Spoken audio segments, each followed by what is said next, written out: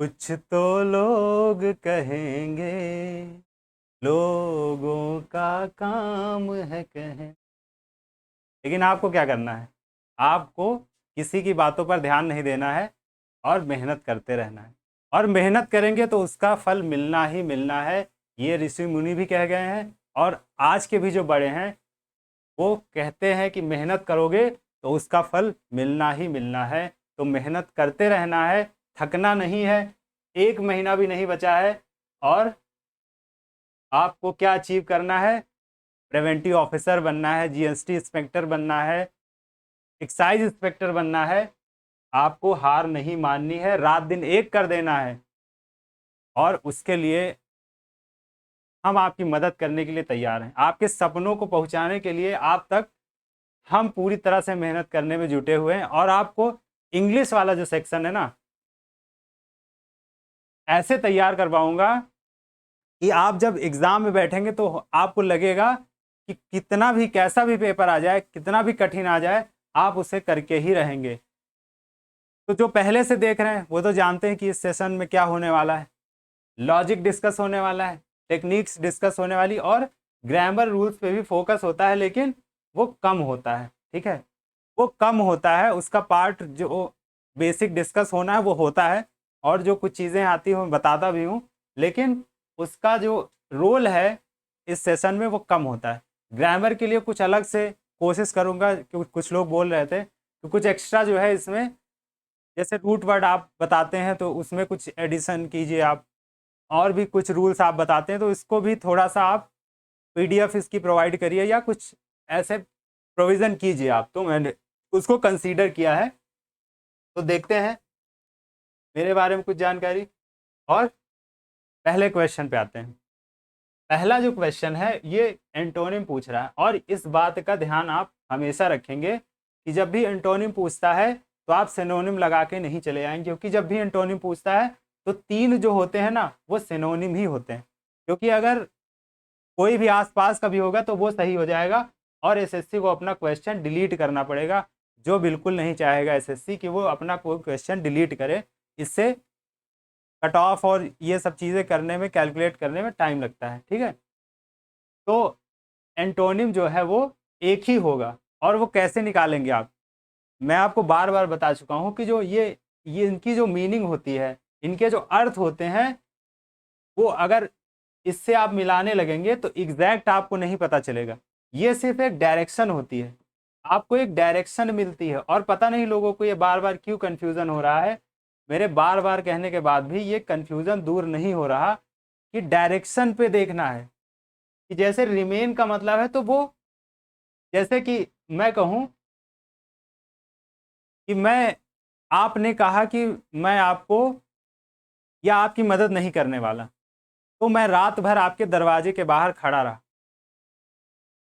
तो यहां पे मैं क्या यूज कर सकता हूं? परसिस्ट भी यूज कर सकता हूं कि I persisted with that person who was ready to help me, but initially he rejected. तो ऐसे करके भी एक सेंटेंस बन सकता है। लेकिन ये भी हो सकता है कि आई रिमेंड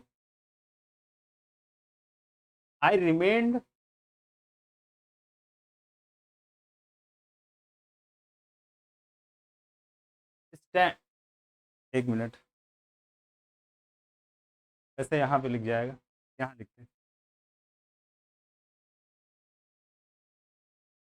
आई रिमेंड कमिटेड,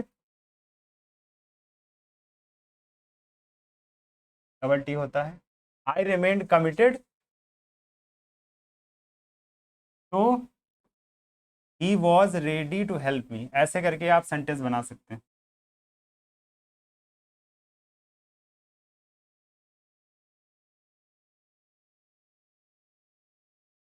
जब आप ये सेंटेंस बनाते हैं तब ये समझ में आता है कि रिमेंड जो है इस सेंस में भी यूज हो सकता है, जो परसिस्ट करता हो, जो परसिस्ट करता हो इस सेंस में भी यूज हो सकता है।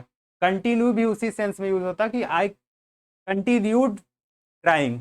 ऐसे करके भी हो सकता है ना कि मेरी जो कोशिशें हो जारी रही, आई परसिस्टेड, सेम सेंस निकल रहा ना। इंसिस्ट भी उसी सेंस में, परसिस्ट में, तो ये तो सिनोनिम एग्जैक्ट आपको मिल जाएगा। ये तो एग्जैक्ट आपको लिखा मिलेगा जब भी कहीं पढ़ेंगे, तो इंसिस्ट और परसिस्ट जो है वो लगभग सेम चीज़ें कह रहे होते हैं, थोड़ा सा अंतर होता है। इंसिस्ट क्या यूज़ होता है कि किसी चीज़ के लिए एक तरह से ज़बरदस्ती करना, ठीक है, मतलब ज़बरदस्ती तक किसी चीज़ को रिक्वेस्ट करते रहना, वो इंसिस्ट होता है, ठीक है। और परसिस्ट क्या होता है? परसिस्ट होता है जो आपकी कहते हैं ना लगन, लगन बोल सकते हैं, लगन के सेंस में परसिस्ट यूज होता है।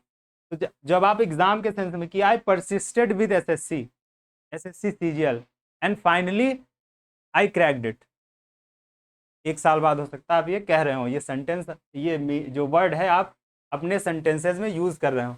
तो समझ में आया, ये गलती जो है अब नहीं होनी चाहिए, कि आपको डायरेक्शन देखने में कोई गलती नहीं होनी चाहिए, ठीक है। और इस पे जरूर ध्यान दीजिएगा, मैंने यहाँ पे इसको हाईलाइट कर दिया, एसएससी वाले हाईलाइट भी नहीं करते हैं। ये मैंने जो ये कैपिटल लेटर्स में लिखा है ना, ये वहाँ कैपिटल लेटर्स में भी लिखा नहीं मिलेगा। एप्रोप्रिएट के आगे एंटोनिम छोटा सा ऐसे लिखा होगा, और पता भी नहीं चलेगा कि एंटोनिम पूछा था या सिनोनिम पूछा था। और क्योंकि 3 सिनोनिम लिखे होंगे, एंटोनिम पूछेगा, सिनोनिम पूछेगा तो 3 एंटोनिम लिखे होंगे, तो पॉसिबिलिटी ये है कि किसी एक में निशान लग जाएगा और पता भी नहीं चलेगा। सेकेंड पे आते हैं, what a rare flower she said. उसने बोला, उसने बोला कि क्या एक रेयर फूल है, ठीक है, एक रेयर फूल है। तो उसने क्या कहा, ये जो साइन है ना ये वाला, एक्सक्लेमेशन जिसे बोलते हैं, एक्सक्लेम मतलब एक तरह से हतप्रभ हो जाना जिसे बोलते हैं हिंदी में, उस सेंस में जो एक्सक्लेम होता है वो जब इनडायरेक्ट फॉर्म में चेंज होता है, तो यहाँ पे ना आस्क लगता है ना टोल्ड लगता है, एक्सक्लेम्ड ही लगता है, ठीक है। और मैंने आपको बताया था जब डायरेक्ट से इनडायरेक्ट में जाते हैं तो टेंस चेंज हो जाता है। तो एलिमिनेट कैसे करेंगे, एक तो पहले एक्सक्लेम्ड से हमने आस्क्ड वाले को एलिमिनेट किया, और कुछ नहीं देखना, एक्सक्लेम्ड नहीं लिखा है सी के बाद, तो हम क्या करेंगे, आस्क्ड भले ही आगे सही लिखा हो, हमें उस पर ध्यान नहीं, ये गलत हो गया। एक्सक्लेम लिखा तो दोनों को कंसीडर करेंगे बाद में, पहले हमने टोल्ड और ये आस्क्ड वाले को हटा लिया क्योंकि ये सही नहीं हो सकते, ठीक है। अब देखते हैं दूसरा क्या बताया था मैंने, 2 ट्रिक्स बताई थी अभी तक, ज़्यादातर क्वेश्चन डायरेक्ट इनडायरेक्ट के इसी ट्रिक से सॉल्व हो गए हैं, ठीक है। अब दूसरा ट्रिक क्या बताई थी कि ये जो सी सेट बोला ना, तो इसके आगे का जो है वो भी टेंस जो है बदल जाता है, डायरेक्ट इनडायरेक्ट में टेंस बदल जाता है, ठीक है। एक्टिव पैसिव में टेंस नहीं बदलता है, ये ट्रिक थी। तो यहाँ पे आप देखेंगे इज जो लगा है ना, यहाँ पे पास्ट में बात हो रही है, और यहाँ ये प्रेजेंट में दिया है, ये भी एलिमिनेट हो जाएगा इस गलती की वजह से। तो एक ही बचता है, तो दूसरा बचता है, ठीक है, जो दूसरा बचता है वही सही होगा। Select the option, select the option that can be used as one word substitute for the given group of words having two opposing feelings at the same time। अब ये क्या कॉन्ट्राडिक्टरी हो सकता है क्या,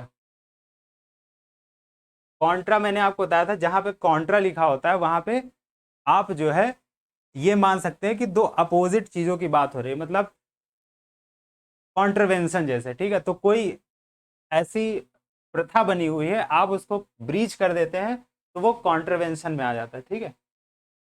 कि कोई कन्वेंशन था उसको कॉन्ट्रा हो गया तो क्या हो गया, कॉन्ट्रवेंशन हो गया, ठीक है। तो अब यहाँ पे कॉन्ट्रा नहीं है, कंटेम्प्रेरी है, इसका मीनिंग अलग होता है, इसके रूट वर्ड्स जो है आपको अलग दे दिए जाएंगे। तो opposing feelings at the same time, equivalent तो बराबर होता है, इक्वल जो होता है वो जहाँ पे आ जाए उसका क्या मतलब होता है, बराबर रहना, ठीक है। तो ये गलत हो जाएगा। कॉन्टेम्परेरी का तो बिल्कुल अलग मतलब होता है, जिसका मतलब होता है हिंदी में बोलेंगे समकालीन, ठीक है। क्या बोलेंगे, समकालीन।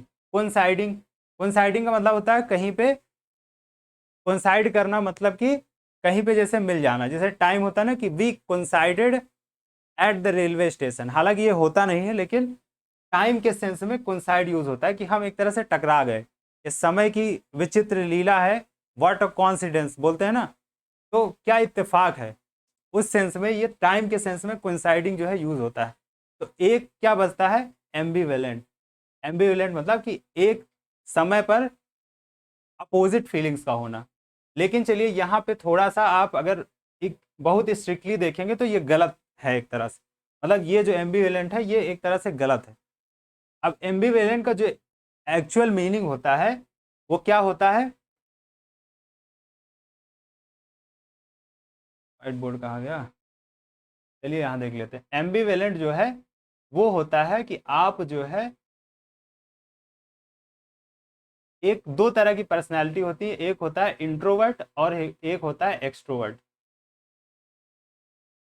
एक होता है एक्सट्रोवर्ट, एक होता है इंट्रोवर्ट। मतलब जो एक तरह से अंदर रहना पसंद करता है, अंदर मतलब कि अपने आप में ही रहना पसंद करता है। एक्सट्रोवर्ट जो दूसरों के साथ घुल मिल के रहना पसंद करता है। और एम्बिवेलेंट क्या होता है, दोनों का मिक्सचर होता है। तो वो दो फीलिंग्स होने की बात कर रहा है जो कि अपोजिट होती हैं। समझ में आया ना। तो एग्जैक्टली ये चीज़ नहीं कह रहा, लेकिन मैंने क्या बताया था, जब भी ऐसे जब ऑप्शन देने होते हैं, आप उनका आंसर देना होता है, तो आप जो है उसकी डायरेक्शन को देखते हैं कि वो सेंस क्या निकाल रहा है। और लैंग्वेज में सेंस का होना बहुत ज़रूरी है। ये तो आप समझते होंगे ना कि हिंदी हो या इंग्लिश हो या कोई और सब्जेक्ट हो दुनिया का, जो लैंग्वेज में आता है उसमें क्या है कि कोई चीज़ का सेंस कैसे निकलता है। आप बहुत अच्छी बात बोले, लेकिन आपका अगर सेंस गड़बड़ है या टाइमिंग गड़बड़ है तो क्या होगा, उसका जो मीनिंग आप समाज में एक तरह से ट्रांसमिट करना चाहते थे किसी सेंटेंस का, किसी वर्ड का, वो गलत चला जाता है। ठीक है। तो मैसेजिंग भी बहुत इंपॉर्टेंट होती है लैंग्वेज में। तो यहाँ पे मैसेजिंग ही एक तरह से हो रही है कि आप समझ क्या पाते हैं। इसीलिए मैंने आज ही ध्यान दिया एक्चुअली। एक और चीज़ मैंने ध्यान दी कि जो एसएससी का सिलेबस है वहाँ पे इंग्लिश इंग्लिश कंप्रिहेंशन लिखा है। वो सिर्फ इंग्लिश की बात नहीं कर रहा, वो डायरेक्ट कह रहा है कि इंग्लिश कंप्रिहेंशन, इंग्लिश कंप्रिहेंशन की बात कर रहा। अब ऐसा उसने क्यों लिखा सिलेबस में, सिलेबस में इसलिए लिखा कि जब भी वो पेपर लेगा तो कंप्रीहेंड आप कितना कर पाते हैं। एग्जैक्ट आपको सिनोनिम इंटोनिम नहीं दे देगा, इजी होंगे लेकिन एग्जैक्ट नहीं देगा, वो और इजी बन जाता है। जैसे आता है तो ठीक है, तो वो भी चाहता है कि आप गेस करें, एसएससी भी चाहता है, ये कोई भी संस्था कोई भी आयोग चाहेगा कि आप गेस करें, कॉम्प्रिहेंड करें इंग्लिश को। सीधा सीधा यही इंग्लिश कॉम्प्रिहेंशन ही लिखा है सिलेबस में, देख लीजिए आप। तो किस तरह से इंटेलिजेंटली जो है पेपर बनाया जाता है, इस पर भी ध्यान देने की ज़रूरत है। ठीक है। तो चलिए इसको देखते हैं। The farmer is ploughing the fields, मतलब किसान खेत की फ्लो कर रहा है। ठीक है। तो यहाँ पे क्या है, इसका पैसिव फॉर्म बताना है, पैसिव फॉर्म बताना है। तो ये इज है, इज ही रहेगा ना, इज ही रहेगा ना, तो वर वाला हट जाएगा, हट जाएगा ना। फील्ड्स जो है वो प्लूरल है, तो इसके साथ क्या है, आर आएगा, आर वाले ही सही होंगे। ठीक है। क्योंकि ये किसमें है, कंटिन्यूअस टेंस में है, इज लगा है, इज प्लोइंग द फील्ड्स। तो फील्ड्स आर उल्टा हो जाता है, ये यहाँ पे आ जाएगा। फिर इसके हिसाब से, क्योंकि ये सब्जेक्ट बन जाएगा, तो इसके हिसाब से लगे तो फील्ड्स आर। तो fields are plot by the farmer, क्या ये होगा, नहीं। कंटिन्यूअस जब होता है तो उसमें बीइंग लगता है, क्या लगेगा, fields are being plot by the farmer. ठीक है, प्लाउड बाय द फार्मर, और किसी चीज़ में चेंज नहीं हो सकता।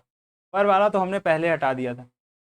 और हैव बीन, ये भी हटा देंगे क्योंकि उसमें बदल ही नहीं सकता। हालांकि इसमें थोड़ा सा कंफ्यूजन है कि ये जितने भी सेंटेंसेस हैं ना एक ही टेंस में दिए हो। ज़्यादातर हमने अभी क्या किया था, ज़्यादातर हमने किया था कि टेंस गलत दिया होता था, हम तीनों ऑप्शन एलिमिनेट कर देते थे, इवन तो कर ही लेते। लेकिन यहाँ पे सिर्फ एक ही हो पाया, एक ही हो पाया। तो हमें थोड़ा सा पता करना पड़ा कि इज के बाद जो है या आर के बाद जो कंटिन्यूअस टेंस होता है उसमें बीइंग का यूज होता है। और सिंपल जैसे मान लीजिए आपको नहीं भी आता तो आप मीनिंग निकालने की कोशिश कीजिए, मीनिंग निकालने की कोशिश कीजिए। यहाँ सेंटेंस जो लिखे, अब fields are flowed by the farmer, तो जब भी बाय द फार्मर लगता है ना, कोई चीज़ भी हो, जैसे कि you are being used, you are being used और यू आर यूज्ड, दोनों में कितना डिफरेंस है, सिर्फ बीइंग लगने से कितना डिफरेंस हो जाता। यू आर बीइंग यूज्ड का मतलब आप यूज हो रहे हैं, यू आर यूज मतलब आप यूज हो चुके हैं। अब किस सेंस में यूज हो चुके हैं आप लोग समझिए, ठीक है। लेकिन यहां से जो सेंस है वो बदल जाता है कि आर बीइंग प्लोड मतलब प्रेजेंट की बात कर रहा है, बट वो फार्मर के द्वारा, ठीक है, बाय द फार्मर। क्लियर हुआ? आई होप कि क्लियर हुआ होगा। लेकिन अगर नहीं हुआ है तो आगे वाली क्लासेस में वो कवर हो जाएगा, ऐसा कुछ नहीं। आप लोग कमेंट सेक्शन में बता सकते हैं कमियों को, या फिर अपनी प्रॉब्लम्स को बता सकते हैं कि सर ये चीज़ नहीं समझ में आई, मैं उसको समझाने का प्रयास करूंगा। Those who are late they will not be allowed inside the classroom. क्या इसमें करना है? नो एरर मतलब ग्रामेटिकल एरर बताना है, तो नो एरर को तो पहले हम हटाएंगे, ठीक है। क्योंकि हमने क्या किया अभी तक जो किए हैं क्लासेस, उसमें सिर्फ एक ही था जिसमें नो इम्प्रूवमेंट था या नो एरर कह सकते हो उसको, तो हम नो एरर को हटा देंगे, ठीक। अब देखेंगे those who are late they will not be allowed inside the. अब जब इसको बार बार आप पढ़ेंगे ना तो आपको कोई गलती नजर नहीं आएगी, कोई गलती नजर नहीं आएगी। क्योंकि पहली बार जब मैंने इसको पढ़ा तो मुझे भी कोई गलती नजर नहीं आई इसमें पहली बार में। लेकिन जब आप इसको बार बार पढ़ेंगे तो गलती नहीं नजर। लेकिन मैंने क्या बताया, जब ऐसे ऐसे हो तो आप क्या करें, सीधे ऑप्शन पे आ जाएं, इनसाइड द क्लासरूम। ये वाली गलती एसएससी पूछता नहीं है, तो हम इसको क्या मानेंगे कि इसमें गलती नहीं होगी, तो ये हो जाएगा, ठीक है। Those who are late, those who are late. अब इसमें क्या हो सकता है, दोज लगा है, ठीक है, हु लगा है, और ये दोज जो है वो प्लूरल होता है, इसके साथ आर लगा है, लेट। इसमें क्या गलत हो सकता है? कुछ भी गलत नहीं हो सकता, ठीक है। जो भी शब्द दिए हैं सारे एक दूसरे से मैच कर रहे हैं, समझ गया ना। दोज हु आर लेट, ये भी नहीं हो सकता, ये भी नहीं हो सकता, तो ये हो जाएगा। अब इसमें आपको हो सकता ना पता हो इसमें क्या गलती है। अब ये काफ़ी कॉम्प्लेक्स वाली गलती है, ये इतना इजी नहीं है फाइंड करना, क्योंकि ऐसे सेंटेंस पढ़ने में आसान लगता है, समझ गए। तो दोज, अब ये इजी। अच्छा सोचिए, मैंने आपको जो ट्रिक बताई है इसमें आपको कौन सी गलती फाइंड करना, यहाँ से मान लीजिए आपको रूल पता भी हो ना, मैं गारंटी करता हूँ आपने ग्रामर पढ़ ली हो पूरी किताब जो है, लोग कहते हैं कि कौन सी पब्लिकेशन और दुनियादारी जो भी है पढ़ के आइए और उसको सही करके दिखाइए, आप नहीं सही कर पाएंगे। ये जो ट्रिक है इसमें इतना तो आप अगर पढ़े हैं कि प्लूरल के साथ आर लगता है या इज लगता है, सिंगुलर के साथ क्या लगता है, इसमें इज लगता है कि आर लगता है, ये जितनी भी गलतियां हैं ये तो सिंपल है ना। दोनों में आपने क्या किया, एक में तो हटा ही दिया। ये जो ये वाली गलती इनसाइड द क्लासरूम, ये तो सुन ही रखा ना इनसाइड द क्लासरूम। अब ये वाली गलती एसएससी पूछता नहीं, तो इसको हम क्या कहेंगे, सही होगा। दोज हु आर लेट, अब इसमें दोज के साथ आर लगेगा, सिंगुलर प्लूरल हम ढूंढ सकते हैं। इसमें जो गलती है ना ये ढूंढने में समस्या होगी, इवन आपने पढ़ा हो तब भी। तो यहाँ पे गलती क्या है आपकी जानकारी के लिए बता देते हैं। हालांकि ये इतना पूछा नहीं जाता, ये मैंने एसएससी के जितने पेपर देखे अभी तक, ये मुझे लगा कि सबसे कठिन वाली ग्रामेटिकल एरर इसमें है। दोज हु आर लेट, यहाँ पे कॉमा लगेगा और दे हट जाएगा, will not be allowed inside the classroom. अब वैसे नॉर्मल जो फॉर्मल हमारी भाषा होती है, जो लैंग्वेज होती है, वो इसमें सही माना जाता है, और ऐसे लिखा हो तो सही ही माना जाएगा। इवन मैं तो कहता हूँ ये सही है। लेकिन जब भी ग्रामर में आते हैं तो हम एग्जैक्ट एक्सप्रेशंस पे आते हैं। ग्रामर इसीलिए बनी ही है ताकि जो ट्रांसमिशन ऑफ वर्ड्स हो ना उसका मीनिंग एग्जैक्ट जाए एक दूसरे की तरफ, क्योंकि लैंग्वेज इंसानों ने बनाई है ना। तो ग्रामर के रूल्स इसीलिए सेट किए गए हैं कि ट्रांसमिशन ऑफ जो मैसेज हो वो सेम हो और जनरेशन्स को क्रॉस करे। हालांकि फिर भी नहीं हो पाता, ग्रामर के इतने कहने के बाद, इतने रूल्स बनाने के बाद भी ट्रांसमिशन ऑफ मैसेज जो है वो बदलता रहता है जनरेशन टू जनरेशन। तो यहाँ पे एक कॉमा लगाइए, और अब यहाँ पे जो ऑफिशियल की रही होगी, मुझे नहीं पता कि उसमें ये चीज़, क्योंकि उसमें सिर्फ आंसर लिखे होते हैं, ठीक है, आंसर सिर्फ लिखे होते हैं, लेकिन एग्जैक्ट नहीं पता होता कि उसमें कौन सी गलती रही होगी, ठीक है। तो आप जो है इसको दे हटाइए और कॉमा लगाइए, यही गलती रही होगी, ठीक है। ट्रिक से क्या हुआ, आपको सिंपल मिस्टेक्स ढूंढनी थी। मैं आपको बार बार कह रहा हूँ कि ये क्लास जो है ये पेपर सॉल्विंग के लिए या आपको पढ़ाने के लिए नहीं है।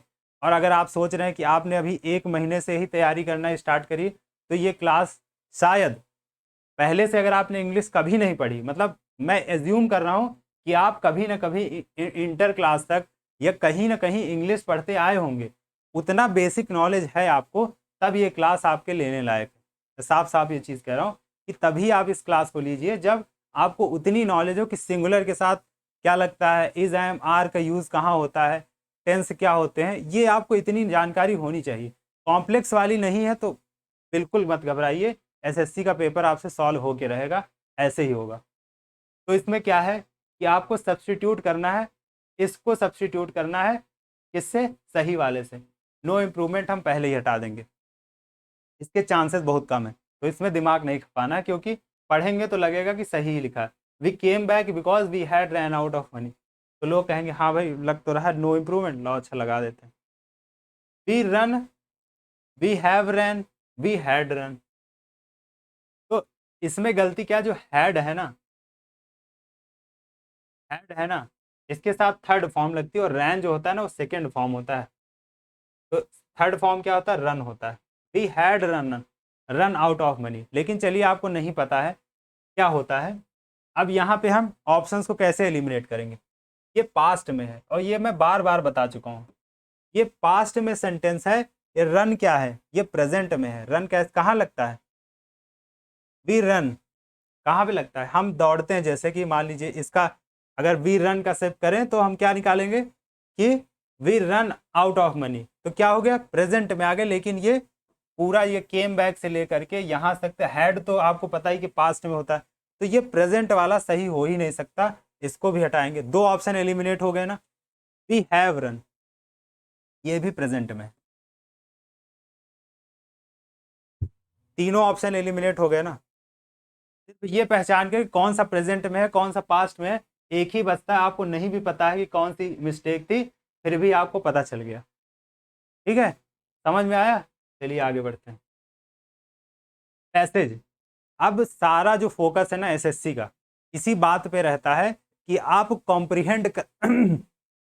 मैंने अभी आपको थोड़ी देर पहले बताया कि इंग्लिश के जो पेपर का नाम एसएससी ने रखा है वो इंग्लिश कॉम्प्रिहेंशन रखा है, वो सिर्फ इंग्लिश लैंग्वेज या इंग्लिश ग्रामर नहीं रखा है, इंग्लिश कॉम्प्रिहेंशन रखा है।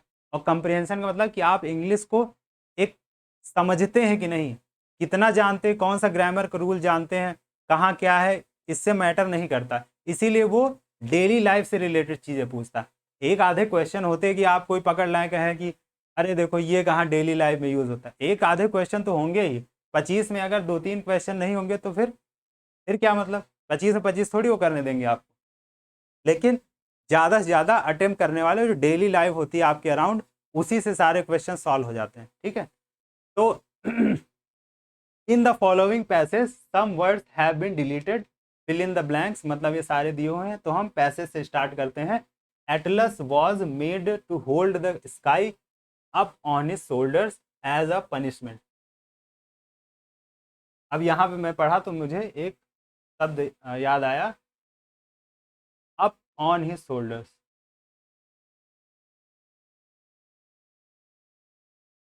आपने एक साइकिल जो है आती है मार्केट में, उसका क्या, एक का नाम एटलस होता है, एक हरकुलिस आती है साइकिल। दोनों कंपनियों की अलग अलग साइकिलें आती हैं, है ना, एक एटलस की एक हरकुलिस की, दोनों के नाम साइकिल आती है। उसमें आपने अगर कभी गौर किया हो, कभी गौर किया हो तो एक साइन बना होता है जिसपे एक धरती जो है यहाँ पे उठाया रहता है अपने, यहाँ पे मतलब इस गले के इस हिस्से में धरती ऐसे उठाया रहता है, देखा है ना, उसी की एक कहानी है।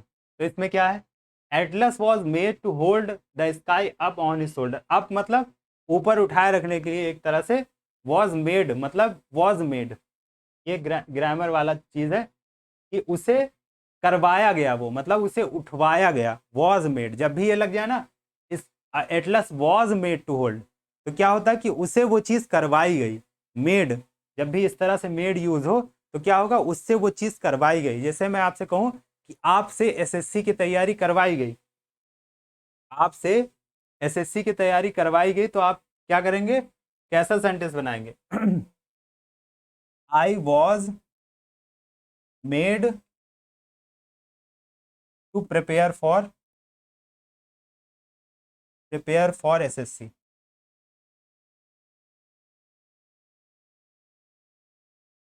ऐसे करके ये आप सेंटेंस बना सकते हैं, ठीक है।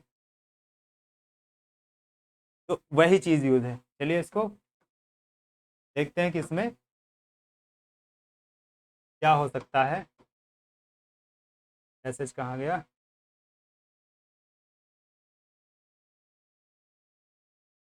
ये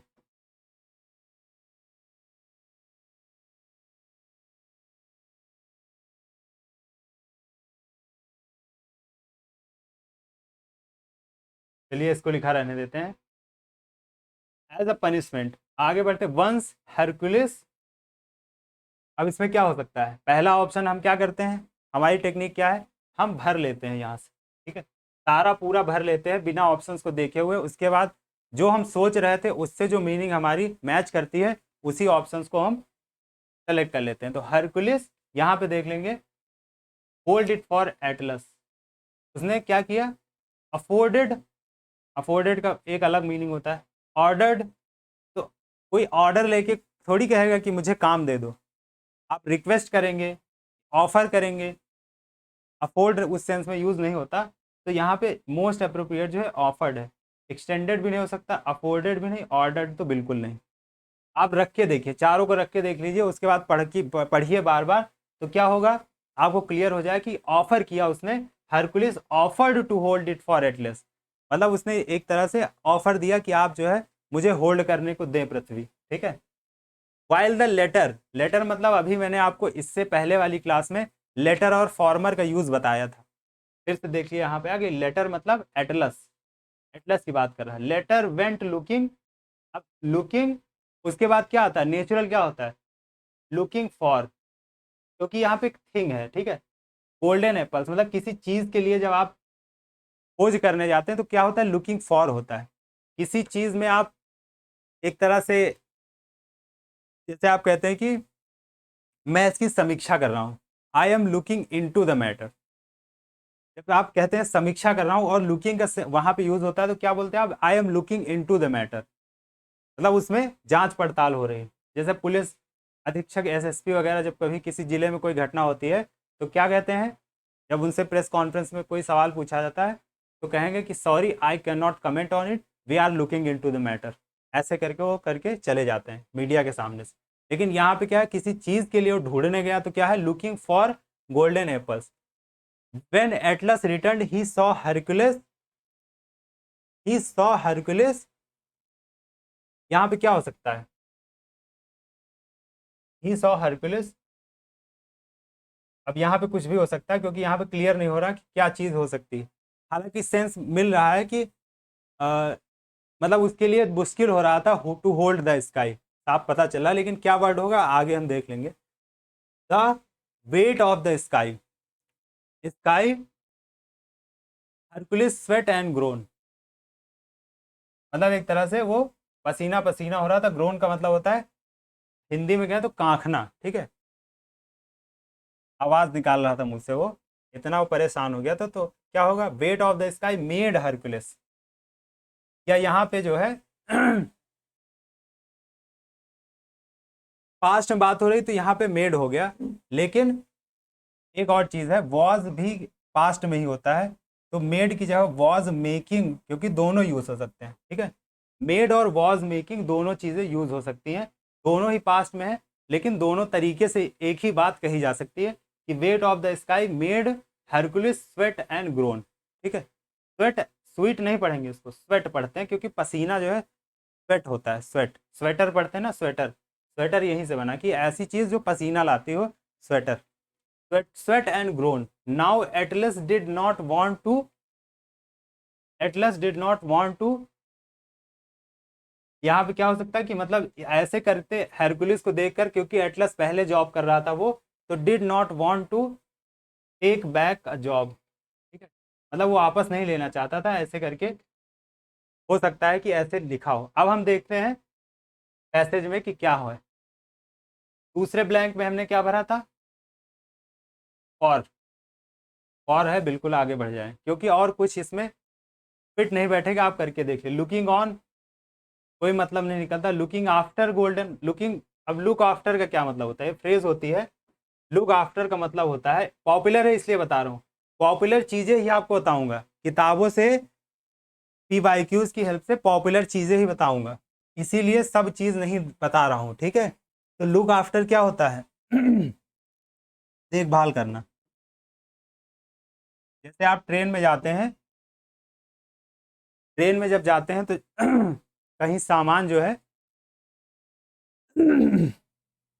कहीं सामान जो है आप छोड़ जाते हैं तो सॉरी, मुझे जो है थोड़ा सा पानी पीना पड़ेगा, खांसी आ रही है। लुक आफ्टर का मतलब क्या होता है? देखभाल करना। तो आप किसी से बोल सकते हैं ट्रेन में,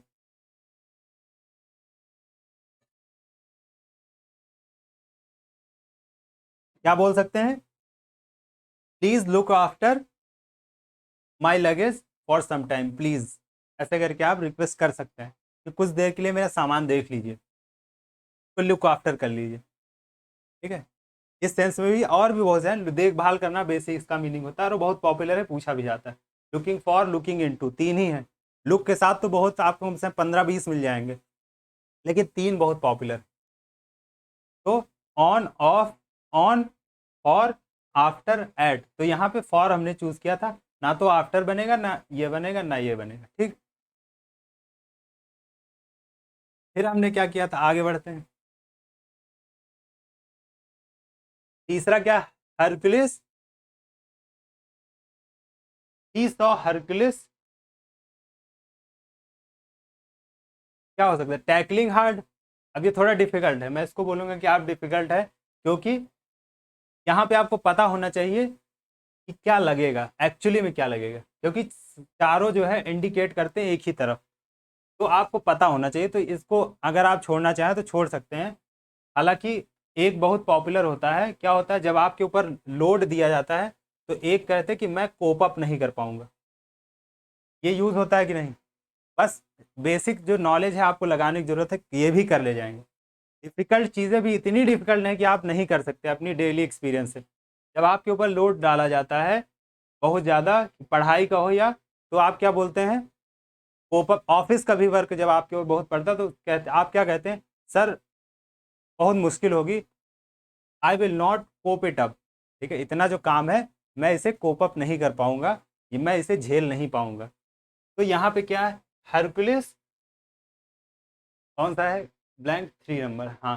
Hercules, he saw Hercules coping hard, मतलब कोशिश कर रहा था बस कि किसी तरह ये होल्ड कर ले स्काई को।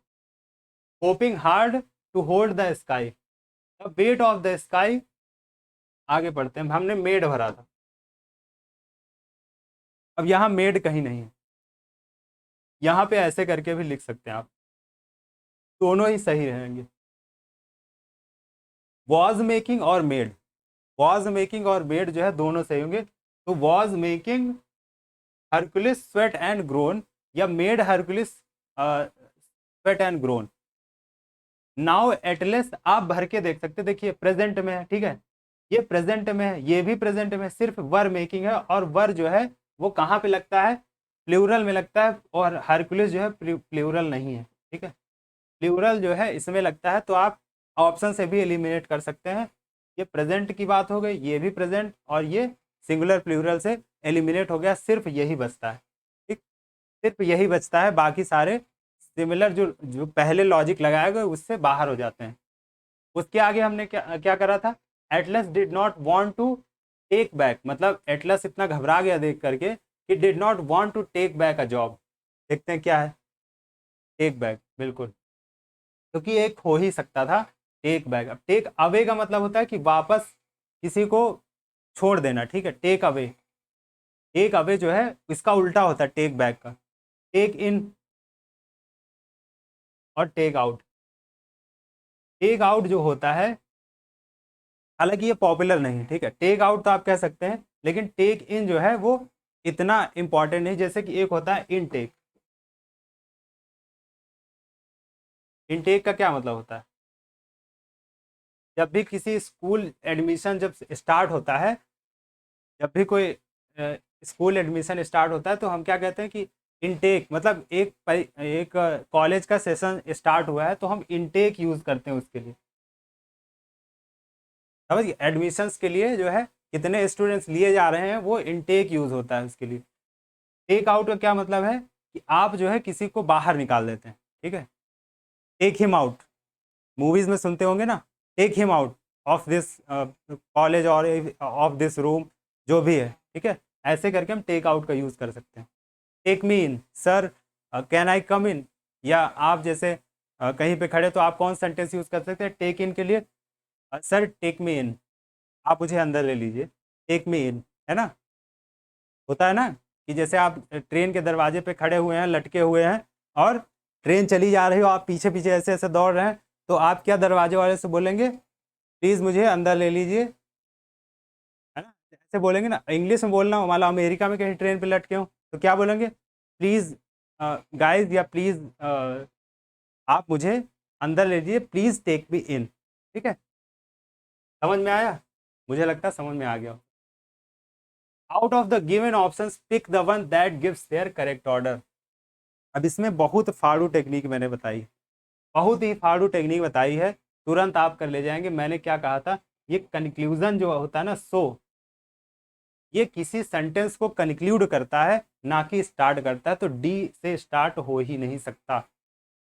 एक ऑप्शन एलिमिनेट हो गया। फिर और क्या है, अब ये भी नाउन है, ये भी नाउन है, ये भी नाउन है, देखना पड़ेगा किससे स्टार्ट हो सकता है। अब जब हम बात स्टार्ट करते हैं, चलिए किसी से भी, चलिए ए से कर लेते। The mountain range was covered with snow, चलिए हो सकता है कोई स्टोरी स्टार्ट हो। लेकिन आगे Napoleon had to cross the Alps in winter, Napoleon replied. अब रिप्लाइड है मतलब किसी बात का जो है वो, किसी बात का रिप्लाई किया होगा। इसका मतलब पिछला इससे पहले, मतलब इस बात से पहले, इस बात से पहले कोई बात कही गई होगी तो रिप्लाई किया होगा, ठीक है। That the word impossible did not exist for him, तो क्या हो सकता है कि कौन सी बात हो सकती है कि mountain range was covered with snow, Napoleon had to cross the Alps in the winter, या पहले ये हो सकता है mountain range was covered with snow, इसके बाद ये हो सकता है कि Napoleon had to cross the Alps in winter. लेकिन साथ साथ में क्या होगा, नेपोलियन रिप्लाइड। अब ये कहाँ एडजस्ट होगा, एक ही की सेंटेंस है इसमें, एक ही की सेंटेंस है, इसको आप थोड़ा डिफिकल्ट कैटेगरी में रख सकते हैं, क्योंकि काफ़ी सारे देखो नाउन जो है सब साथ में दे दिए। अब जब नाउन जब साथ में देता हो, प्रोनाउन बाद में देता है, मतलब प्रोनाउन होते ही नहीं इवन सेंटेंस में, सिर्फ एक हिंट है, एक ही ऑप्शन एलिमिनेट कर पाया। तो इसको आप डिफिकल्ट, मतलब डिफिकल्ट उस लेवल का नहीं, लेकिन आप इसको मॉडरेट की कैटेगरी में रख सकते हैं, ठीक है। मतलब एसएससी का जो लेवल है उसमें मॉडरेट की कैटेगरी में रख सकते हैं। तो कौन सा सही होना चाहिए, कहाँ से स्टार्ट हो सकता है, Napoleon had to cross the Alps in the winter, the mountain. अब देखिए एल्प्स की बात हुई ना, और यहाँ पे दी लगा है, मतलब द एल्प्स मतलब कहाँ, यूरोप में है ना, उसे एल्प्स क्रॉस करना था, लेकिन आगे कहीं पूरे पैसेज में या चारों सेंटेंसेस में एल्प्स का यूज कहीं नहीं हुआ है। यूरोप की जो पहाड़ियाँ, स्विट्जरलैंड वगैरह है, इन्हीं पहाड़ियों के पास है। जीएस का भी क्वेश्चन हो गया ये, ठीक है। द माउंटेन, इसकी के लिए माउंटेन यूज हुआ है, इसका मतलब बी के बाद जो है ए आएगा, बी के बाद ए आएगा, दूसरा सही हो गया, ठीक है। Napoleon had to cross the Alps and in winter, mountain range was covered with snow, उसके बाद so someone told Napoleon that the task was impossible, Napoleon replied. अब सारी बातें हो गई, फिर नेपोलियन का रिप्लाई आया, सारी चीज़ें सही बैठ गई ना, सारी चीज़ें सही बैठ गई ना, बिल्कुल सीक्वेंस में चीज़ें चल रही, एक स्टोरी बनी, उसमें कंक्लूड हो गया। तो समवन टोल्ड, अब ये सो पहले आ गया। अब मैंने क्या कहा, इन सेंटेंसों से कंक्लूड कर रहा, इन दोनों को सो जो है वो कंक्लूड कर रहा, समझ में आया। तो यहाँ टाइम इसलिए लगा क्योंकि ये मॉडरेट लेवल का था, बाकी मैं इनमें टाइम नहीं लेता, ठीक है, दूसरों को भी नहीं लेने देता और आपको भी नहीं लेने दूंगा यहाँ पे टाइम। ग्रुप ऑफ शिप्स, अभी इससे पहले वाली क्लास में मैंने ये चीज़ बताई, वही चीज़ें, कौन सा 13 नंबर क्वेश्चन, ठीक है। आधे से ज़्यादा क्वेश्चन हो गए, जिसमें अगर आप पहली वाली क्लास से मेरे साथ जुड़े हुए हैं तो इसमें ऐसा कुछ नहीं बचा है जो अब देखा सुना ना हुआ हो, क्योंकि मैं उससे रिलेटेड भी चीज़ें आपको बताता रहता हूँ। अब ग्रुप ऑफ शिप्स, इसमें क्या है कि स्क्वाड, जैसे इंडियन टीम इस अनाउंस होती है तो क्या बोलते हैं, इंडियन स्क्वाड, या एंटी टेररिज्म स्क्वाड। तो स्क्वाड हर चीज उस चीज के लिए यूज होता है, कोई भी चीज जो है टीम की तरह जो काम करती है उसके लिए क्या यूज होता है, टीम, जो भी टीम वर्क है उसके लिए, टीम वर्क जो होता है उसके लिए यूज होता है स्क्वाड का शब्द, मतलब कोई भी हो सकता है। Anti terrorism, bomb squad, squad ऐसे करके यूज होता है ना। तो ग्रुप ऑफ शिप्स तो नहीं होता है, ठीक है। इसका सिंपल हम जानते हैं। तो हम अभी पिछले साल ही एक अटैक हुआ था लोकस्ट का, मतलब टिड्डी दल जिसे बोला गया था। तो उसमें क्या छप गया था, swarms of locust attacked the Gujarat coast. Gujarat coast को अटैक किया था, पाकिस्तान में बहुत हंगामा मचाया था स्वाम्स। और स्वाम्स में है मधुमक्खियों के लिए भी यूज होता है वैसे, कि मधुमक्खी के छत्ते वगैरह जैसे उड़ती रहती ना हवा में, तो स्वाम्स ऑफ बीज वगैरह भी यूज होता है, ठीक है। कॉलोनी जो यूज होता है वो भी बीज के लिए यूज होता है, मतलब मधुमक्खियों के लिए, बीज कॉलोनी। या नॉर्मल सेंस में भी आप कॉलोनी यूज करते हैं, कि जैसे मुझे के ब्लॉक वाली कॉलोनी में जाना, कॉलोनी मतलब कहीं पे ग्रुप बना के कुछ लोग रहते हो तो कॉलोनी यूज होता है। अब group of ships, sorry group of ships तो क्या होता है, शिप्स जो होती हैं वो क्या होती है, हर्ड होता है, मैंने अभी इससे पहले वाली क्लास में बताया। फ्लीट होता है, नेवी के सेंस में क्या यूज करते हैं कि फ्लीट जो है, नेवी का फ्लीट निकला है किसी एक्सरसाइज में पार्टिसिपेट करने, तो क्या होगा, फ्लीट होगा। और मैंने ये चीज़ें एक्सप्लेन करी, इसमें ये सब एक्सप्लेन करने की ज़रूरत नहीं थी, क्योंकि साफ साफ फ्लीट आपको टिक करना है, साफ साफ आपको फ्लीट टिक करना है। कोई भी लॉजिक अगर लगाया तो समझो कि आपने जो मैं कह रहा था उस पर ध्यान ही नहीं दिया। यहाँ क्या लॉजिक लगाएंगे बताइए, कॉलोनी को कैसे बाहर करेंगे आपको पता ही नहीं अगर, तो सीधे सीधे आप इसको लगाइए, क्योंकि ये नॉर्मल है। मतलब सुनने को मिलता है कि ये फ्लीट गई है इस एक्सरसाइज में पार्टिसिपेट करने। आप जीएस पढ़ेंगे, एसएससी का पेपर देंगे, तो जीएस में कहीं ना कहीं कुछ तो पढ़ेंगे ना, तो फ्लीट सुनने को जरूर मिल जाएगा, ठीक है। जीएस पढ़ते समय भी शब्दों पे ध्यान रखना, ठीक है, वर्ड्स पे ध्यान रखना। सी, अब ये हार्ड, पढ़ते ही तुरंत पता चलेगा कि हार्ड लेवल का क्वेश्चन है, इसको आप छोड़ सकते हैं। मैं को कहता नहीं कि आप क्वेश्चन छोड़िए, लेकिन आप इसको छोड़ सकते हैं, क्योंकि ये काफ़ी कॉम्प्लिकेटेड क्वेश्चन है, लेकिन करवा रहा हूँ, बता रहा हूँ, क्योंकि नॉलेज मिल जाएगी इससे। इसी टाइप के जो क्वेश्चन पूछेंगे वो इजी पूछे जाते हैं, ये जो ऑप्शंस हैं यही, इन्हीं को इजी कर दो तो क्वेश्चन इजी हो जाएगा। लेकिन सारे बहुत पास पास के दे दिए, सारे ही पास पास के दे दिए हैं, तो क्वेश्चन को, मतलब ऑप्शंस को एलिमिनेट नहीं कर पाते तो क्वेश्चन डिफिकल्ट हो जाता है। तो बड़े बड़े यहाँ पे इसको एलिमिनेट नहीं कर पाएंगे, ठीक है। चलिए, लेकिन हम एलिमिनेट करने की कोशिश करते हैं इनके मीनिंग के बेसिस पर। सस्पेक्ट का मतलब होता है कोई चीज़, सस्पेक्ट करना मतलब संदिग्ध जिसे हिंदी में बोलते हैं। तो सस्पेक्ट जब कोई चीज़ करता है तो मतलब एक डाउट होता है और निगेटिव सेंस में होता है।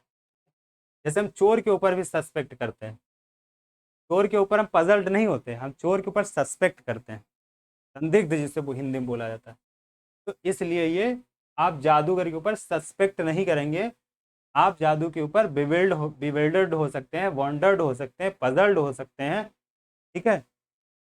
लेकिन अब इसके बाद, सस्पेक्टेड के बाद, जो ये बिविल्डर्ड और पजल्ड है ना, ये गेट, गेट के साथ यूज होते हैं। ये दोनों जो है वर्ब होते हैं हालांकि, लेकिन ये गेट के साथ जब भी इस तरह सेंटेंस में यूज होंगे ना, जैसे शी गॉट बिविल्डर्ड, ऐसे करके ये यूज होगा, या शी गॉट पजल्ड, मतलब गेट के साथ ये चीजें यूज होती हैं, ठीक है। यही एक शब्द है जो अपने आप में यूज होता है। तो अगर यहाँ गेट या गॉट लगा होता तो तब ये सही हो जाते इसके साथ, बाकी ये वंडर्ड ही सही होगा, ठीक है। वंडर्ड का मतलब होता है क्यूरियस वे में, पॉजिटिव वे में, किसी चीज पे वंडर करना, मतलब जैसे 8 वंडर्स ऑफ द वर्ल्ड, अब उसे 8 पजल्स ऑफ द वर्ल्ड क्यों नहीं बोला गया, वंडर जो बोला गया कि अजूबे। तो अजूबा मतलब होता है कि आप पॉजिटिव सेंस में उसे लेते हैं और उस पर क्वेश्चन करते हैं, अच्छा ताजमहल, अच्छा अच्छा पत्थर इतना चमकता है, कहाँ से आया होगा। पिरामिड, मिस्र के जो पिरामिड हैं इजिप्ट के, वो इतने 1000 साल पहले बने, इतने बड़े क्यों हैं, मतलब एक वॉन्डर है, एक वॉन्डर है। और उसी तरह से she wondered how the magician has perform the rope trick, कैसे जो है रस्सी पे या कोई ट्रिक की होगी रस्सी के साथ, रस्सी को जला दिया होगा राख में, फिर बटोर के रस्सी बना दी होगी, मतलब जो भी ट्रिक उसने करी होगी, तो वॉन्डर हुआ उसे, ना कि वो पजल हुई, ना बिविल्डर्ड हुई, ना सस्पेक्ट किया उसने। बिविल्डर्ड का मतलब होता है परेशान हो जाना बहुत ही ज़्यादा, पजल्ड मतलब इसका भी मतलब होता है फंस जाना, ठीक है। पजल्ड का मतलब कुछ सोच ना पाना, बिल्कुल फंस जाना, ठीक है। समझ में आया, बिल्कुल मैंने क्लियर कर दिया है। और ये ध्यान रखना, ठीक है, ये पॉपुलर वाले हैं, सारे ही यूज होते हैं कहीं ना कहीं, बस यहाँ पे एक साथ आ गए हैं तो क्वेश्चन को डिफिकल्ट बना दिया। और ऐसा क्वेश्चन आए जहाँ पे आप एलिमिनेट ना कर पाए तो आप आगे बढ़ जाइए। तो फिर हम आगे बढ़ गए। When it started raining, I ran to the nearer house for the shelter। अब ये ऐसा इतना सिंपल वाला है ना, मुझे पढ़ते ही पता चल गया कि इसमें क्या गलती है। अगर आपको दिख गई हो तो आप अपने हिसाब से अपने मन में उसे दोहरा लें, ठीक है। क्या है, ऑप्शन से एलिमिनेट करते, मान लीजिए आपको नहीं दिख रहा, I ran to the nearer house, मुझे लगता दिख जाना चाहिए लेकिन नहीं दिख रहा, दैट नियर हाउस।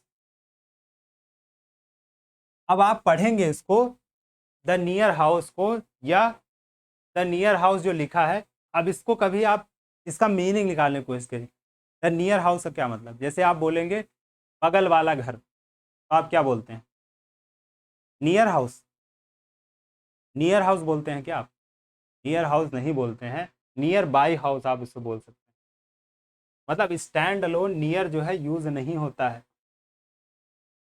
कहीं भी आप नहीं सुनेंगे। और मैं अज्यूम करता हूँ, मैं आपको यहाँ पढ़ा नहीं रहा हूँ कि आप कहें कि अरे मुझे तो नियर बाई ही नहीं पता, मैंने कभी पढ़ा ही नहीं, तो फिर आपके लिए क्लास नहीं है, सॉरी, आपके लिए क्लास नहीं है, क्योंकि नियर बाई स्टैंड अलोन आप, क्योंकि सुनने के ऊपर लॉजिक चल रहा है ना, तो लॉजिक कैसे डेवलप होता है, मतलब मैं बोनी पकड़ने वाले को तो नहीं सिखा सकता ये चीज़, नियर बाई के मतलब ये बाई बताना पड़ेगा कि नियर जो है कहाँ पे लगेगा, ठीक है।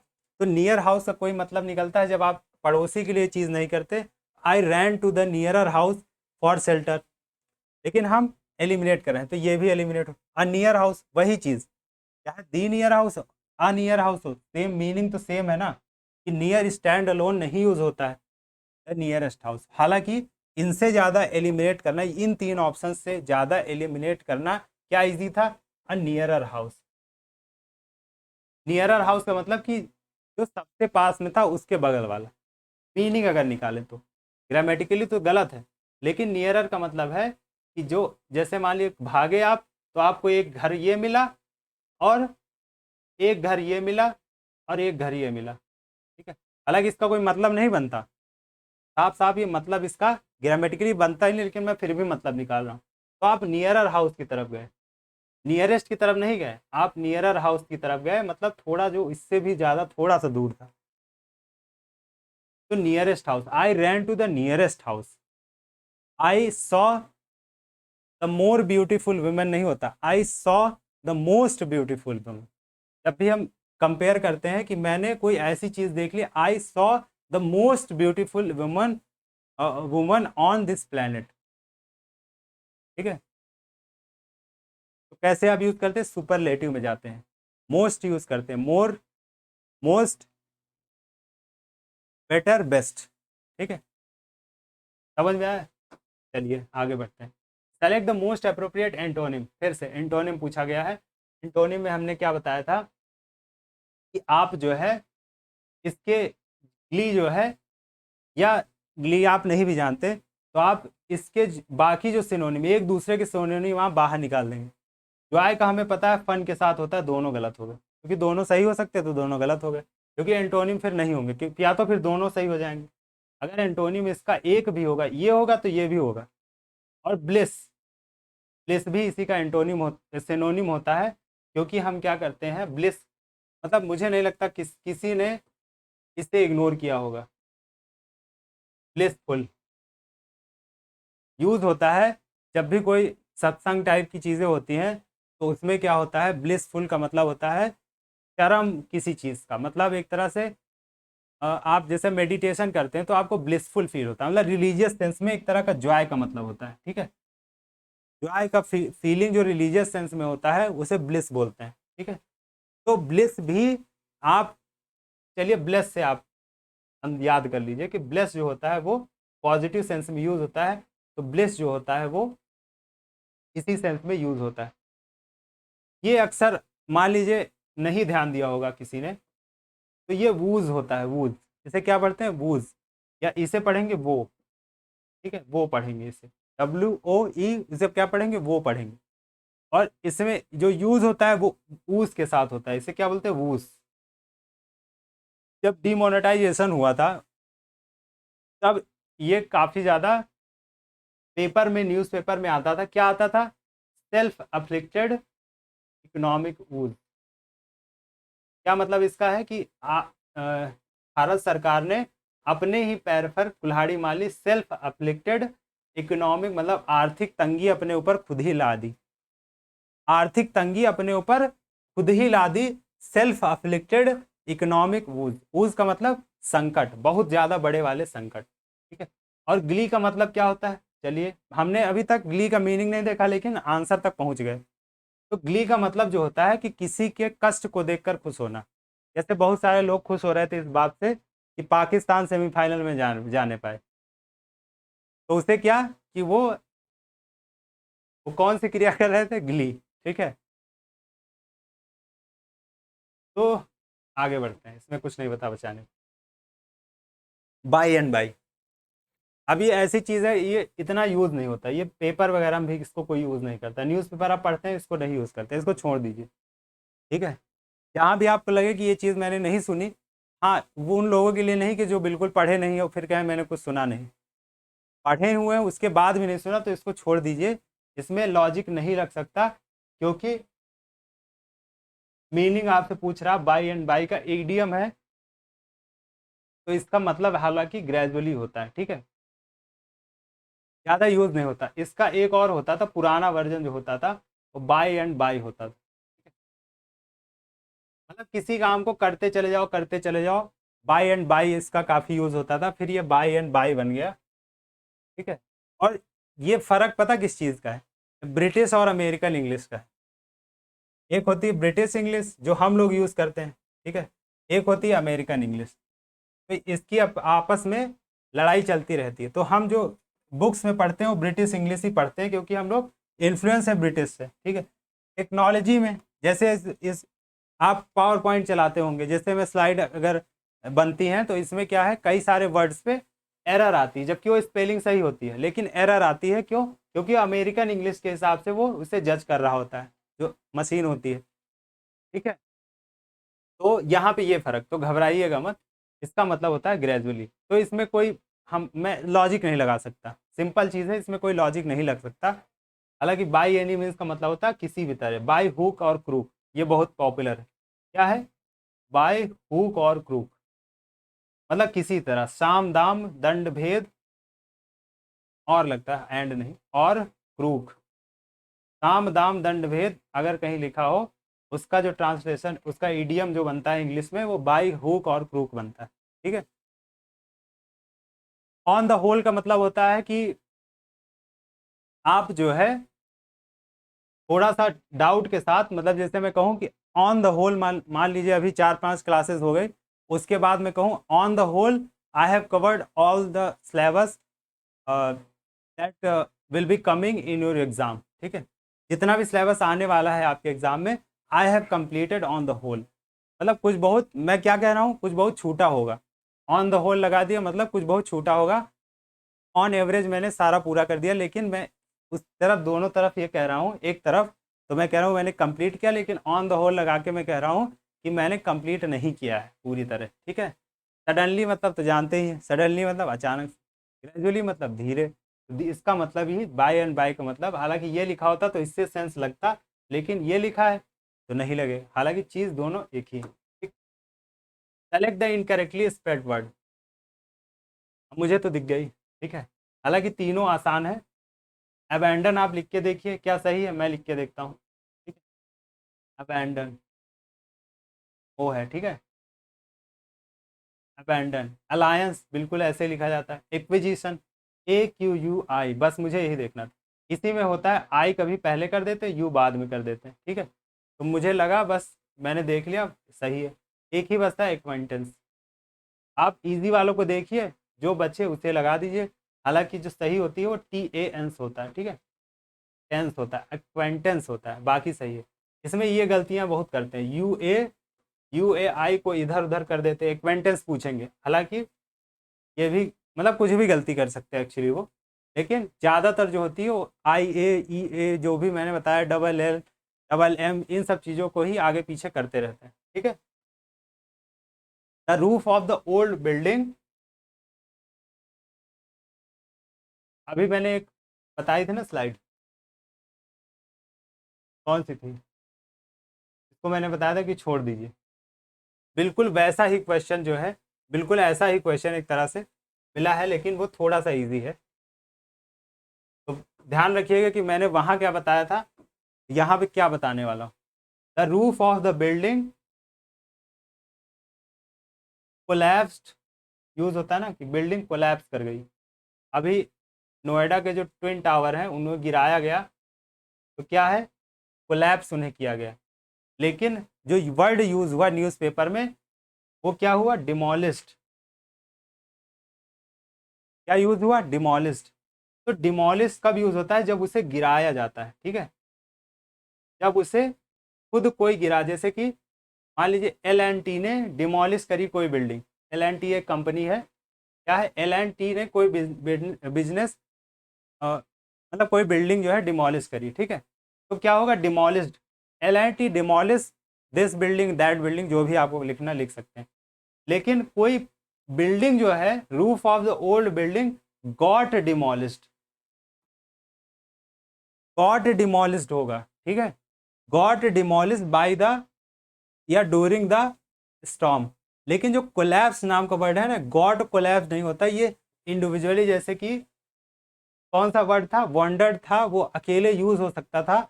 इसी तरह कोलैप्स भी अकेले यूज होता है बिना किसी हेल्प के, जैसे गेट हो गया, उसके बिना यूज हो जाता है, ठीक है।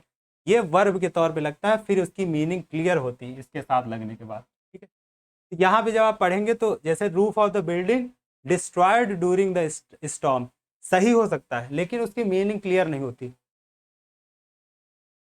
उसकी मीनिंग मतलब अधूरा सा लगता है, ठीक है, पढ़ने में, कि उसकी बिल्डिंग डिस्ट्रॉयड मतलब खत्म हो गई ड्यूरिंग द स्टॉर्म, ठीक है। डिमोलिश्ड बिल्कुल वही चीज़ है, मतलब ये चीज़ें सिनोनिम है एक तरह से। स्क्रैच्ड बिल्कुल इसी तरह की, स्क्रैच हो गई मतलब क्या स्क्रैच कर गया, ड्यूरिंग द स्टॉर्म किसे क्या स्क्रैच कर गया, कुछ भी क्लियर नहीं है, ठीक है। गेट स्क्रैच्ड अगर होती या गॉट स्क्रैच, तो हमें पता चल गया कि किसी ना किसी चीज़ ने इसे स्क्रैच कर दिया, या खुद खुद से स्क्रैच हो गई है। ये चीज़ क्लियर नहीं होती जब तक हम गेट और गॉट या फिर ऐसी चीज़ों का यूज़ नहीं करते, ठीक है। हालांकि एक और चीज़ याद आ गई मुझे, वो आ गई कि गॉटन जो होता है ये भी यूज़ होता है कैनेडियन और अमेरिकन इंग्लिश में। मतलब ब्रिटिश इंग्लिश में क्या है कि गॉट, गेट, गॉट, गॉट ही रहता है, ठीक है।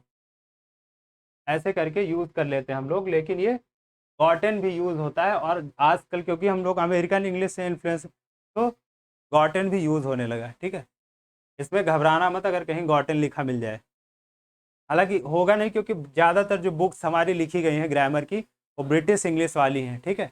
तो आपको मुश्किल है ये चीज़ लिखी मिलना कहीं पे। इंटरनेट पे मिल सकती है, क्योंकि अमेरिकन इंग्लिश ही इंटरनेट पे ज़्यादा डोमिनेट। तो यहाँ पे क्या होगा, कोलैप्स्ड होगा, ठीक है। न्यूज़पेपर पढ़ते हैं तो एक सेकंड नहीं लगाएंगे कोलैप्स को सही करने में, क्योंकि आपके दिमाग में कोई पहली चीज़ आएगी तो कोलैप्स ही आएगी, ठीक है। बिल्डिंग कोलैप्स जब गिरती है तो उसे कोलैप्स ही बोला जाता है। चिकन हार्टेड, चिकन हार्टेड क्या बताना है, मीनिंग इसकी ईडियम की बतानी है। अब हम ढूंढेंगे, क्या ढूंढेंगे, जब हमें नहीं पता होता तो हम क्या ढूंढते हैं, जेनरस लिखा है, जेनरस का मतलब दयालु होना, ठीक है। सेल्फिश होना, दयालु तो इसका मतलब होता है ना मिजरली, कावर्डली। अब ये जो दो वर्ड है ना, ये वाले दो वर्ड, ये लगभग लगभग सेम तरफ एक तरह से इशारा करते हैं, लेकिन ये डायरेक्शन सेम नहीं है, ठीक है। मेजरली जो यूज़ होता है वो क्या होता है, अभी मैंने इससे पहली क्लास में बताया, इसका मतलब होता है जो ज़रूरत से भी कम खर्चा हो, वो कंजूस टाइप का होता है। कावर्डली क्या होता है, ब्रेवरी का एंटोनिम होता है, मतलब कायर। ठीक है, ये कायरता, जिसे कावर्डली जब लग जाएगा एल वाई तो कायरता हो जाएगा। ठीक है, सेल्फिश मतलब स्वार्थी, जनरस मतलब दयालु, चिकन हार्टेड। चिकन हार्टेड, जैसे आप चिकन की तरफ दौड़ते हैं तो क्या होता है, चिकन जो है दूर भागता है। इस सेंस में यूज किया गया है कि आप जो है चिकन हार्टेड, जब कोई चीज़ दौड़ती है आपसे दूर भागती है बिना किसी चीज़ को समझे कि एक्चुअली हो क्या रहा है, तो वो डरा, मतलब वो डरती है आपसे। मतलब दयालु तो नहीं होती कि आपके पास आ जाए, कहे हाँ हाँ भाई आज मेरा ये वाला लेग पीस जो है खा लीजिए आप, तो उसे कावर्डली सेंस में यूज होता है चिकन हार्टेड का। ठीक है, लेकिन देखिए एक चीज़ मैं आपको बता देता हूँ, जब भी कोई चीज़, जैसे यहाँ पे जो है एडवर्बियल फॉर्म में आपको दे रखा है, सेल्फिश क्या दिया है, सेल्फिश क्या दिया है, ये एक तरह से एडजेक्टिव फॉर्म में आपको दिया हुआ है। ठीक है, एडजेक्टिव फॉर्म में, ये भी एडजेक्टिव फॉर्म में दिया हुआ है, लेकिन ये क्योंकि इतनी एडवांस वाली इंग्लिश है कि आपको इसके लिए पढ़ना ही पड़ेगा। ठीक है, आपको इसके लिए पढ़ना पड़ेगा, तो मैं ये बताता ही नहीं। ठीक है, इस मेथड से भी एलिमिनेट होता है, लेकिन मैं ये बिल्कुल नहीं बताता। मैं कहता हूँ कि आप इसके मतलब, आप इसके सेंस में जाइए। चिकन हार्टेड का मतलब है, सिंपल है, आप जो है सोचिए कि चिकन हार्टेड क्या हो सकता है। कोई मुर्गी का दिल लिए बैठा है, मान लीजिए, ऐसे सोचिए, मुर्गी का दिल, शेर का दिल, है ना, शेर दिल आदमी, दूसरी तरफ चिकन हार्टेड, तो क्या होगा भैया, एक ही वर्ड है जो कावर्डली मतलब कायरता, तो कायरता हो जाए। लायन हार्टेड, लायन, अभी एक मूवी आई थी शेरशाह, तो क्या बोला गया था, lion heart, Shershah, lion heart, HEART, lion heart, मतलब शेर दिल वाला, शेरशाह, समझ गए, वही चीज। Select the most appropriate synonym of the given word, preferred. अब एक और चीज यहाँ पे, मान लीजिए आपसे मीनिंग पूछा है, लेकिन इसकी स्पेलिंग ध्यान से देखिएगा, काफी कंफ्यूजिंग है। क्या होता है, डबल आर होता है, ई और एफ बीच में होता है, और ई इधर होता है, डबल आर लगता है। ठीक है, इसको ध्यान में रखिए कि स्पेलिंग मिस्टेक में आपसे पूछ सकता है। ठीक, तेवर की भी देख लीजिए, ओ पहले होता है, यू पहले होता है। और एक और चीज़ है, जो अमेरिकन इंग्लिश है उसमें ये भी फेवर जो है ये भी सही होता है। ठीक है, FAVOR भी यूज होता है, ये जो यू है ये अमेरिकन इंग्लिश में नहीं लगता है। ठीक है, तो अगर ये भी लिखा मिल जाए, मुश्किल है, हालांकि मैंने आपको बताया कि ब्रिटिश इंग्लिश जो है वही यूज़ होती है हमारे यहाँ, मतलब कॉपी किताबों में, बोलने में अमेरिकन इंग्लिश का इन्फ्लुएंस ज़्यादा हो गया, तो ये फेवर जो है अमेरिकन इंग्लिश वाला लिखा मिल सकता है। कंपेयर्ड और प्रेफर्ड का क्या मतलब है, फियर्ड, जैसे मैं कहूँ आपको मैं प्रेफर करता हूँ, तो क्या मैं आपको फियर करता हूँ, एडोर मतलब बड़ाई करता हूँ, प्रेफर करता हूँ, मे भी हो सकता है। कंपेयर्ड, कंपेयर करता हूँ, नहीं, दोनों गलत हो गए। फेवर्ड, बिल्कुल समझ में आ रहा है कि फेवर किया मतलब प्रेफर किया, ये ज़्यादा अप्रोप्रिएट सही। देखो, अगर यहाँ पे कुछ और लिखा होता तो एडोर्ड इसका अप्रोप्रिएट मीनिंग हो जाता। मैंने क्या डायरेक्शन बताई थी, प्रेफर्ड, एडोर्ड हो सकता है, लेकिन अगर यहाँ कुछ लिखा होता मोस्ट अप्रोप्रिएट, तो इसको मॉडरेट कैटेगरी में इस क्वेश्चन को आप रख सकते हैं, क्योंकि दो ऑप्शन करीब करीब के थे जहां आप कंफ्यूज हो सकते थे। जैसे एक वर्ड यूज होता है एडोरेबल, जैसे क्या है कि मुझे कोई चीज़ बड़ी क्यूट लगती है, जैसे आप रील्स देखते हैं, कहते हैं अरे यार बड़ी क्यूट है ना, बंदी बड़ी क्यूट है, तो जब छोटी होती कोई बच्ची वगैरह इसके बारे में, तो हम एडोरेबल यूज़ करते हैं। ठीक है, चलिए, identify the segment in the sentence which contains the grammatical error, if there is no error select no error. No error हम हटा देते हैं, ठीक है, अभी के लिए। एवरीवन एक्सेप्ट सी हैव, अब ये सिंगुलर है, दिखना चाहिए भैया, सी हैव, सी हैज। अब मैंने आपको बताया है कि इतनी बेसिक चीज़ अगर आप नहीं करेंगे तो बड़ी मुश्किल होगी। ठीक है, बड़ी मुश्किल होगी। अब गाना मत गवाइए मुझसे कि कौन सी मुश्किल होगी। तो क्या गलती होगी, सी हैव वाली गलती होगी, सी हैज़ होगा यहाँ। ठीक, क्या होगा, सी हैज़। आगे बढ़ते हैं, और यहाँ पे कुछ है नहीं करने के लिए। और अच्छा, एक कंफ्यूजन हो सकता है, मैं ध्यान से पढ़ा तो मुझे समझ में आया। एवरी वन के साथ भी सिंगुलर होता है ये, ठीक है, एवरी वन भी सिंगुलर होता है, ऐसा नहीं कि सब बोल रहा तो एवरी वन हैज़ ही होता है, ठीक है। क्योंकि ये बहुत मतलब सारे लोग, बहुत सारे लोगों की बात कर रहा है, लेकिन ये वन की भी बात कर रहा है, मतलब इंडिविजुअल्स की भी, अलग अलग इंडिविजुअल्स की बात कर रहा है, ठीक है। मतलब ये ऐसे बात कर रहा है, ऐसे ऐसे बात कर रहा, तो सबके साथ जो लगेगा इंडिविजुअली वो हैज़ ही लगेगा, ठीक है। समझ में आया, क्या लगेगा, हैज़ ही लगता है। जहाँ पे एवरी लग जाए वहाँ पे प्लूरल बना देता है उसको। Select the wrongly spelled word. मैंने क्या बताया था, आई ई की गलती होती, देखिए सारे आई ई वाले दे दिए। ग्रीफ मैं लिख लूँगा, मैं लिखूँगा, मुझे पता है कि ग्रीफ ये सही है। चीज़ मुझे डाउट है, मैं लिख के देख लेता हूँ। एस ई आई डी क्या है, मिला लीजिए, ई आई की गलती है, यही होगा रॉन्ग। पीस, पियर्स, पियर्स का मतलब होता है, पियर्स मतलब होता है कोई चीज़ आप कठोरता से, ठीक है, वायलेंस जहाँ इन्वॉल्व हो। फियर्स का मतलब होता है, यूज होता है, काफ़ी आ जाता है फियर्स, मतलब जैसे कहेंगे कि आप फियर्स मूवी है, ठीक है, फियर्स मूवी मतलब उसमें वायलेंस वगैरह इन्वॉल्व, लेकिन इस सेंस में यूज़ नहीं होता। मैं आपको बस उसका मीनिंग क्लियर करने के लिए बता रहा हूँ, लेकिन ये ज़्यादातर पर्सनैलिटी के सेंस में यूज़ होता है। जैसे कहेंगे कि lion is a fierce predator, मतलब काफ़ी डरावना होता है जब वो शिकार करने जाता है, फियर्स होता है, वायलेंट होता है। मच ऑफ दिस वॉर, अब यहाँ पे हम क्या ढूंढ रहे हैं, नाउन ढूंढ रहे हैं। क्या है ये, नाउन, नाम है ना, तो पहले यही हो सकता है, ठीक है। लेकिन क्या पहले नहीं, दिस फ्रंट, अब ये कहानी पहले कुछ आई होगी तब ये दिस फ्रंट लिखा होगा, तो सी वाला हम एलिमिनेट करते, लेकिन कुछ है नहीं, किस्मत खराब है। Both sides had dug in deep and each lost many men over little ground. Much of this war had taken place along with western front. ये फ्रंट लिखा ना, फ्रंट लिखा है ना, कहीं पे देखो फ्रंट है, कहीं पे दिस फ्रंट, देखो ये देखो लिखो दिस फ्रंट, और ये फ्रंट, तो इसका मतलब है कि वेस्टर्न फ्रंट, उसके बाद आया दिस फ्रंट, प्रोनाउन के साथ आया, ये आपका एक तरह से नाउन हो गया, ठीक है।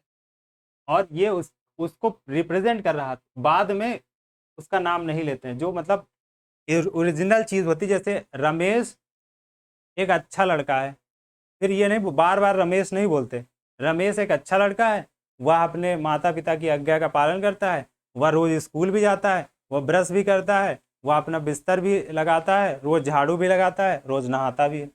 तो वह करके हम ये आगे सेंटेंस बढ़ाते हैं। उसी तरह यहाँ भी है, वेस्टर्न फ्रंट की बात करी तो फिर बार बार नहीं बात करेगा, फिर दिस फ्रंट की बात करेगा, मतलब ए के बाद जो है वो सी आ जाएगा। देखिए ए के बाद सी कहाँ है, कहाँ है ए के बाद सी, एक यहाँ है और एक यहाँ भी है, तो कहाँ से स्टार्ट होगा, डी जो है नाउन से स्टार्ट हो सकता है, तो ये डी वाला जो है ज़्यादा अप्रोप्रिएट अभी के लिए लग रहा है, ठीक है। लेकिन फिर से हम देख लेते हैं क्योंकि थोड़ा कंफ्यूजिंग है। बोथ साइड, हमने क्या कहा था, क्या साथ में आएगा, ए और सी, मतलब सी के बाद ए, सॉरी रुको एक मिनट, ए आएगा पहले, लिख लेते हैं क्योंकि भूल जाते हैं, ठीक है। ए सी, क्या हमने देखा था, ए सी, हाँ ठीक। अब क्या डी और बी साथ में आएगा, तो उसी हिसाब से हम देखेंगे, अगर डी बी साथ में आएगा तो ये साथ में आएगा तो ये सही होगा, अगर नहीं आएगा तो फिर ये सही हो जाएगा। André Maginot had fought a war with the French against the German, much of this war, A C है, ए सी है, बी है, ठीक है, ध्यान से उतर जाता है, ठीक। French against the German, French against the German, और किस अगेंस्ट की बात कर रहा, मतलब दो नेशनैलिटीज की बात कर रहा, बोथ साइड्स। अब कौन सी साइड, यही वाली साइड की बात कर रहा, तो मतलब ये साथ में आ जाएंगे, मतलब डी के बाद बी भी आ जाएगा, ठीक है। क्या आ जाएगा, डी के बाद बी भी आ जाएगा, डी बी, डी बी ए सी, DBAC, लेकिन यहाँ पे जो है क्या कह रहा है, डी फिर ए आया, ठीक है, उसके बाद क्या आया, सी आया, फिर बी आया, तो यहाँ पे बीच में सी आया, लेकिन डी डी, एक मिनट, मैं थोड़ा सा ओवरवेल्म हो गया हूँ, इसी वजह से इसको पहले मिटाते हैं फिर ध्यान समझते हैं, ठीक है। हाँ वही चीज़ है, लेकिन मैं थोड़ा सा इतनी देर से लगातार बोल रहा हूँ कि मुझे समझ में नहीं आ रहा कि मैं बोल क्या रहा हूँ, तो थोड़ा सा पानी पीते हैं उसके बाद सोचते हैं, ठीक है। हालांकि पता चल गया कि कौन सा सही है, लेकिन हम बिना इसे सही किए नहीं जाएंगे, ठीक है। हमारा जो नाउन है ये वेस्टर्न फ्रंट की बात कर रहा था, एक्चुअली क्या है ना, हम इसे ओवर एनालाइज कर लिया, मैं आपको इतना समझाने के चक्कर में पड़ गया कि इसको तो ओवर एनालाइज कर लिया, ये जो है इसके साथ आएगा क्योंकि ये दिस फ्रंट की बात कर रहा है, ठीक है। हम सही करने के बाद भी उसे अंदाजा नहीं लगा पा रहे हैं कि कौन सा सही होगा, ठीक है। वेस्टर्न फ्रंट की बात हुई तो कहाँ से स्टार्ट हुआ, ए से स्टार्ट हुआ, ठीक है, फिर क्या आया, सी आ गया, फिर क्या आया, entry Maginot had fought a war with the French against the Germans. Both sides had dug deep and each lost many men over little ground.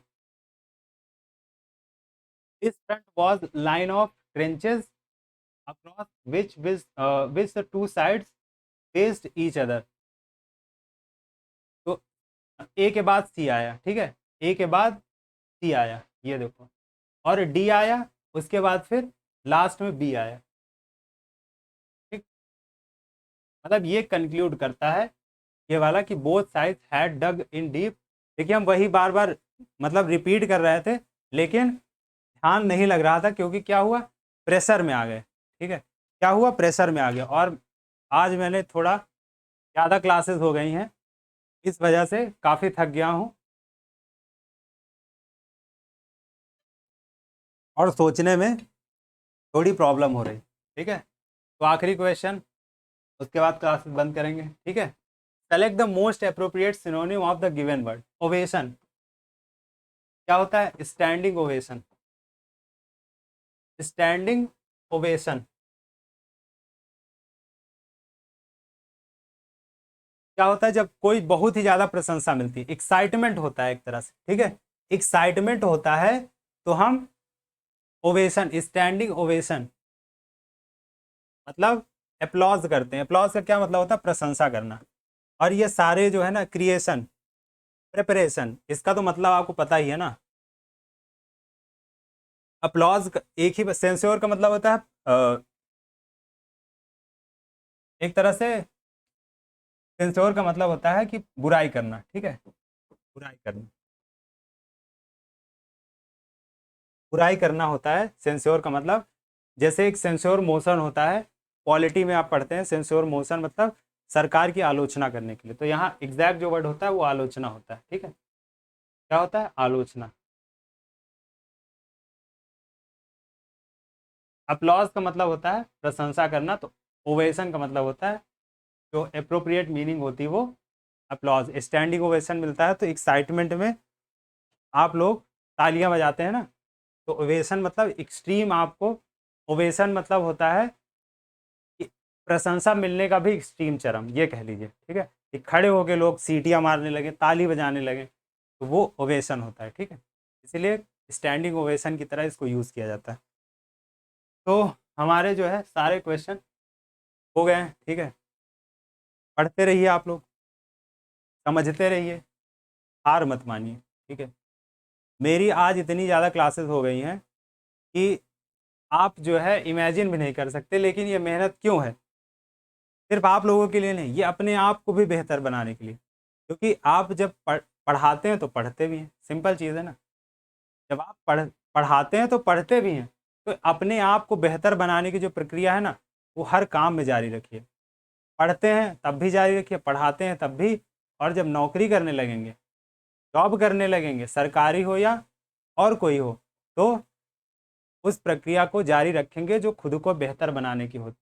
तो जारी रखिए अपने आप को बेहतर बनाना। फिर मिलते हैं अगली क्लास में। नमस्कार।